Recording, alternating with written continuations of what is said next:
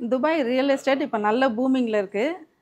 எந்த டெவலப்பர்ஸ்ட்டை வாங்கலாம், எல்லா ஃபெசிலிட்டிஸோட எப்படி வாங்குறது, அதில் இருக்க டவுட்ஸ் எல்லாம் இப்போ நம்ம தமிழ்நாட்டை சேர்ந்த விக்ரம் வர்மா நமக்கு அந்த டவுட்ஸ் எல்லாம் கிளியர் பண்ணுவார். வணக்கம்ங்க. வணக்கம். நன்றி வந்ததுக்கு. எப்படி இருக்கீங்க? நல்லா இருக்கேங்க. நீங்க எப்படி இருக்கீங்க? நல்லா இருக்கேன். அதான் நீங்க இப்போ அஃபோர்டபுளா துபாயில ப்ராப்பர்ட்டி வாங்கணும்னா எங்க வாங்கலாம் தான் நீங்க எல்லாருமே அதுதான் கேக்குறாங்க. நாங்க வந்து துபாயில நிறைய வருஷமா we are working in real estate. நாங்க mostly we work with government developers. ஏன்னா கவர்மெண்ட் டெவலப்பர்ஸ் கிட்ட நல்ல கிரெடிபிலிட்டி இருக்கு. பிரைவேட் டெவலப்பர்ஸ் விடமே government developers always have an edge. So இப்போ அஃபோர்டபுளா பாக்குறீங்கன்னா உங்களுக்கு இங்க இது வந்து it's not a stand alone building. இது ஒரு கம்யூனிட்டி. உங்களுக்கு இங்க 5 டவர்ஸ் இருக்கு. இது ஒரு செமி கவர்மெண்ட் டெவலப்பரோட ப்ராஜெக்ட் கால் பார்க் 5. இங்க உங்களுக்கு வெறும் 6 lakhs நீங்க இனிஷியலா நீங்க பே பண்ணாலே, தட் இஸ் 30,000 dirhams பே பண்ணாலே நீங்க இங்க ஒரு யூனிட் நீங்க புக் பண்ணலாம். ஸோ நம்ம முக்கியமா ஒரு ப்ராப்பர்ட்டி வாங்குறதுக்கு முன்னாடி நம்ம 5 ஃபேக்டர்ஸை கன்சிடர் பண்ணணும். நம்பர் 1 லொகேஷன், 2வது டெவலப்பர், 3வது பேமெண்ட் பிளான், 4வது லே அவுட்ஸ், அவங்க எவ்வளோ ஸ்கொயர் ஃபீட் எவ்வளோ செலபிள் ஏரியா தராங்க, 5வது அங்கே கிடைக்கிற ஃபெசிலிட்டிஸ் அண்ட் அமெனிட்டிஸ். இப்போ துபாயில் நீங்கள் எங்கே பார்த்தாலுமே private developers are selling 2 bedroom apartments for 2 million and above. ஆனால் இங்கே உங்களுக்கு ஒரு 2 bedroom plus mails room 1.4 million dirhamsக்கே கிடைக்குது, அதுவும் ஃப்ரம் அ கவர்மெண்ட் டெவலப்பர். நான் இப்போ சொன்ன இந்த 5 ஃபேக்டர்ஸுமே நான் ஏன்னு சொல்கிறேன், இதோட ரீசன் என்னன்னு சொல்கிறேன். Number 1 location. It has direct access to Sheikh Mohammed bin Zayed Road and Al-Khail Road. So location ரொம்ப நல்ல லொகேஷன். வெறும் 10 minutesல நீங்க துபாய் மரீனா, JLT இந்த லொகேஷன்ஸ்லாம் நீங்க ஈஸியா அக்சஸ் பண்ணலாம். 2வது டெவலப்பர். டிஆர் பாத்தீங்கன்னா துபாய் இஸ்லாமிக் பேங்க் 50 years துபாயில ஆபரேட் பண்ணிட்டு இருக்காங்க. And last 20 years they're affiliated with DR, which means அவங்களுக்கு நல்ல ஒரு ஃபைனான்ஷியல் ஃப்ளோ இருக்கு, நல்ல ஒரு ஃபைனான்ஷியல் பேக்கப் இருக்கு. 3வது பேமெண்ட் பிளான்.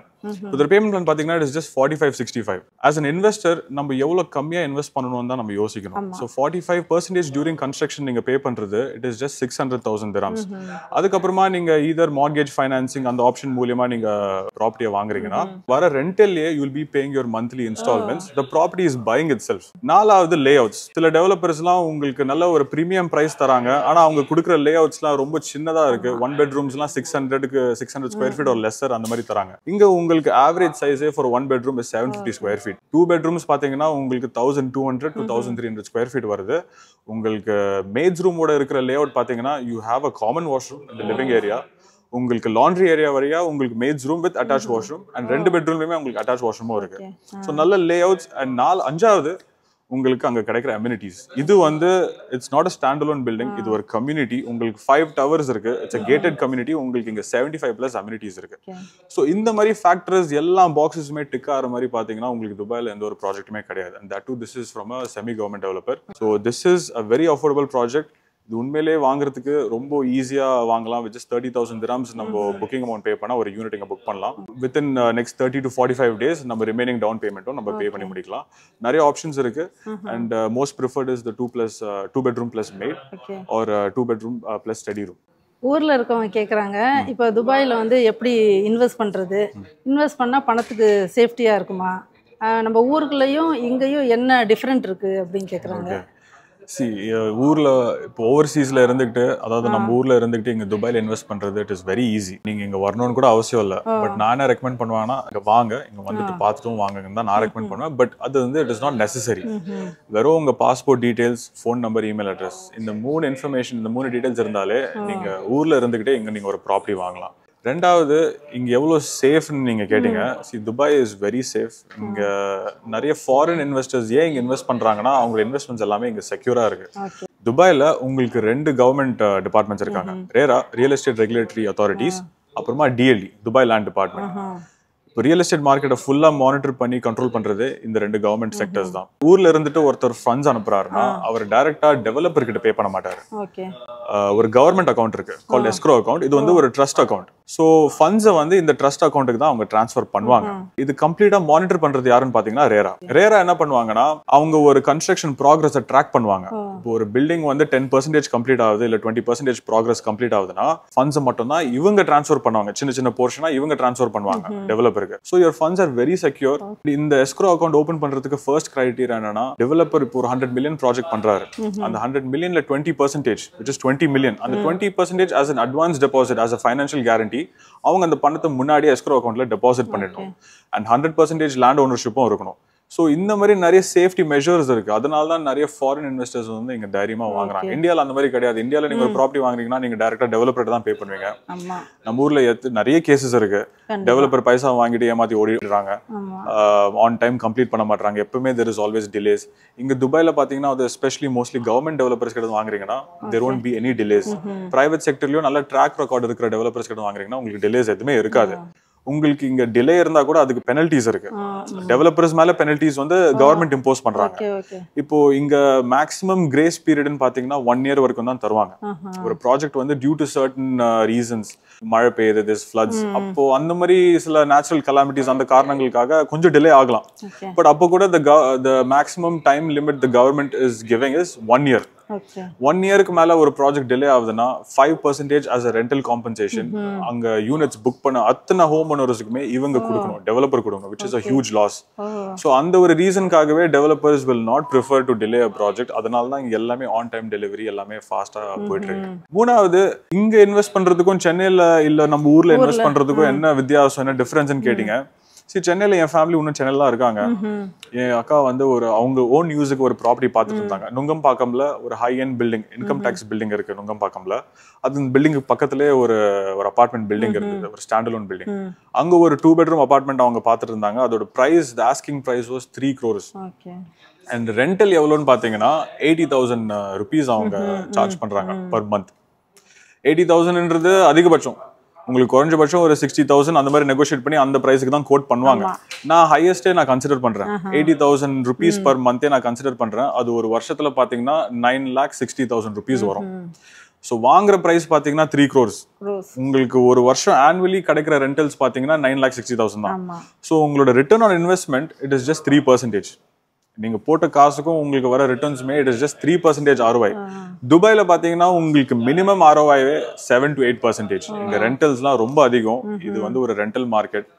இது ஒரு ஃபாஸ்ட் டெவலப்பிங் சிட்டின்றதுனால உங்களுக்கு இங்க பிரைசஸ்மே அப்ரிஷியேட் ஆகுது மச் குவிக்கர் தென் சென்னை. இப்போ துபாயில பாப்புலேஷன் வந்து ரொம்ப இன்க்ரீஸ் ஆயிட்டே இருக்கு. உங்களுக்கு இப்போ கரண்ட் பாப்புலேஷன் பாத்தீங்கன்னா 3.5 million. உங்களுக்கு நெக்ஸ்ட் 5 to 10 yearsல இந்த பாப்புலேஷன் டபுள் ஆக போகுது, which is almost 7 million. So இவ்வளோ மக்களை அகாமடேட் பண்றதுக்கு இவங்க கண்டினியூஸா இவங்க எக்ஸ்பேண்ட் பண்ணிட்டே இருக்காங்க. இப்போ உங்களுக்கு ரோட்ஸ் எல்லாம் பாத்தீங்கன்னா எக்ஸ்பேண்ட் பண்றாங்க. உங்களுக்கு மெட்ரோ லைன் வந்து இப்போ ப்ளூ லைன் எக்ஸ்பேண்ட் பண்ணிட்டு இருக்காங்க. It is going to go to academic city, silicon oasis. அதெல்லாம் இல்லாம உங்களுக்கு yellow line, purple line, green line, pink line, இந்த மாதிரி நிறைய மெட்ரோ லைன்ஸ்லாம் அவங்க கிரியேட் பண்ணிட்டு இருக்காங்க. நெக்ஸ்ட் 5 to 10 yearsல உங்களுக்கு ஆல் அரௌண்ட் துபாய் உங்களுக்கு மெட்ரோ கனெக்டிவிட்டி இருக்கும். அல் மக்தும் ஏர்போர்ட் பாத்தீங்கன்னா இட் இஸ் 70 kilometers square. நம்ம என்டையர் டவுன் டவுன் துபாய் வந்து it is only 2 kilometers square. Al Makhdoom is 70 kilometers square. It is 35 times the size of entire downtown Dubai. அவ்வளோ ஒரு பெரிய ஏர்போர்ட்டுங்க அது. 260 million passengers handle பண்ற ஒரு கெப்பாசிட்டி. 5 runways, 5 terminals. உங்களுக்கு ஒரு ரன்வேக்கு நடுவில் பாத்தீங்கன்னா 900 meters கேப் இருக்கு, which is almost 1 kilometer. And உங்களுக்கு 400 gates இருக்கு. Dubai is constantly expanding. உங்களுக்கு next 5 to 10 yearsல population increase ஆக போகுது. And உங்களுக்கு ப்ராப்பர்ட்டிஸ்க்கான டிமாண்ட் வந்து it is going to keep increasing. அதனால தான் இப்போ நிறைய கன்ஸ்ட்ரக்ஷன்ஸ் போயிட்டு இருக்கு. So it is always good to invest in a developing city.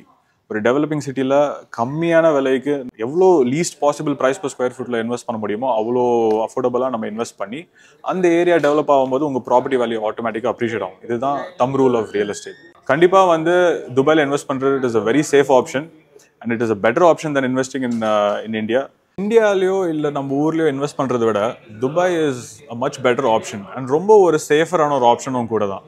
So இங்கே வந்து நிச்சயமாக இன்வெஸ்ட் பண்ணலாம். ஊரில் வந்து ஒரு சொந்த ப்ராப்பர்ட்டி இருந்தாலே போதும். அதுக்கு மேலே அங்கே மறுபடியும் இன்வெஸ்ட் பண்ணுறதை நான் ரெக்கமெண்ட் பண்ண மாட்டேன். துபாய் மாதிரி ஒரு மார்க்கெட் இருக்கும்போது and that it is only 4.5 hours ஒரு ஃப்ளைட் வெறும் 4.5 hours away from India. So ரொம்ப பக்கத்தில் இருக்குது. ஒரு ரொம்ப சேஃபான ஒரு ஆப்ஷனுங்க இங்கே இன்வெஸ்ட் பண்ணுறது. ஊர்லேருந்து ப்ராப்பர்ட்டி வாங்கணும்னா எந்த மாதிரி பேமெண்ட் பிளான் ஆப்ஷன்ஸ்லாம் இருக்குங்க? இப்போ இந்த ப்ராஜெக்ட்ல பாத்தீங்கன்னா வெறும் 10% தான் as a down payment நீங்க பே பண்ணணும். உங்களுக்கு அடுத்த வர எல்லா இன்ஸ்டால்மெண்ட்ஸ்க்கு நடுவுல உங்களுக்கு 3 to 4 months டைம் தராங்க. You will pay as low as 5% as your second or third installment. எல்லா இன்ஸ்டால்மெண்ட்ஸுமே உங்களுக்கு ஸ்ப்ளிட் பண்ணி நல்லா ஸ்ட்ரெச் பண்ணி கொடுப்பாங்க உங்களுக்கு இந்த 3 yearsல. ஸோ இது வந்து இன்ட்ரெஸ்ட் ஃப்ரீ. இது டெவலப்பரே கொடுக்குற ஒரு payment plan. 40% of the property value தான் நீங்க இன்வெஸ்ட் பண்றீங்க இனிஷியலி. அண்ட் ரிமைனிங் அமௌண்ட்டை நீங்க இங்க மார்கேஜ் ஃபைனான்சிங் ஆப்ஷன்ஸ் இருக்கு. இப்போ ஓவர்சீஸ் கிளைண்ட்னா நான் ரெசிடென்ட்ஸுக்குமே துபாயில் மார்கேஜ் தராங்க. உங்களுக்கு இன்ட்ரெஸ்ட் ரேட் வில் பி 6%. நம்ம ஊரோட கம்மி தான். உங்களுக்கு 25 இயர்ஸ் வரைக்கும் இங்கே மார்ட்கேஜ் தருவாங்க. ஏஜ் லிமிட்டும் பார்த்தீங்கன்னா 65 இயர்ஸ் வரைக்குமே உங்களுக்கு ஏஜ் லிமிட் இருக்கு.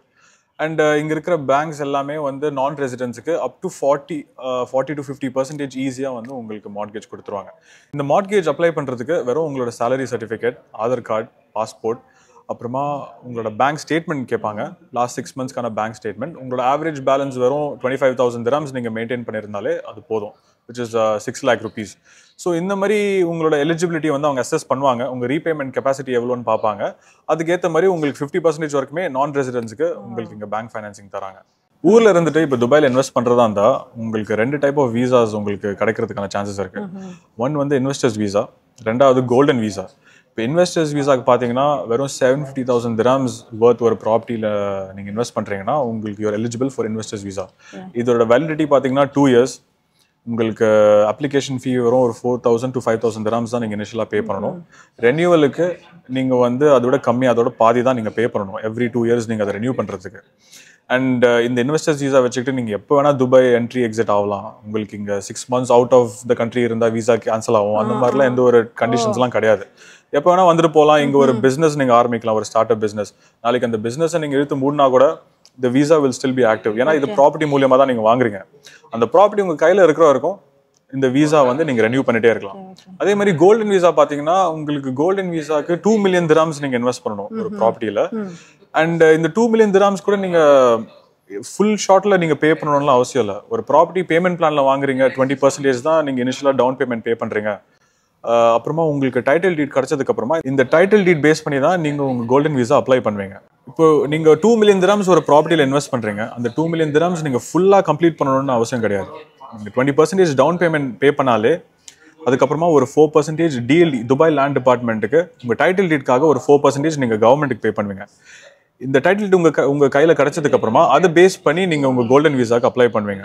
ஸோ கோல்டன் வீசா உங்களுக்கு 10 years வேலிடிட்டி. இன்வெஸ்ட் பண்ணால் உங்களுக்கு அட்லீஸ்ட் இந்த மாதிரி வீசா பெனிஃபிட்ஸ்லாம் தராங்க துபாயில்.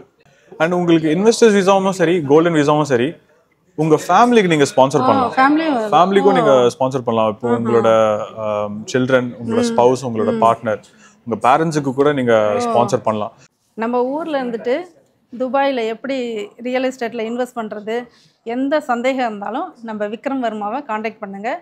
இவர் ரேரா சர்டிஃபைடு ஏஜென்ட்டு. எந்த சந்தேகம் இருந்தாலும் இவர் நம்பருக்கு காண்டாக்ட் பண்ணுங்கள்.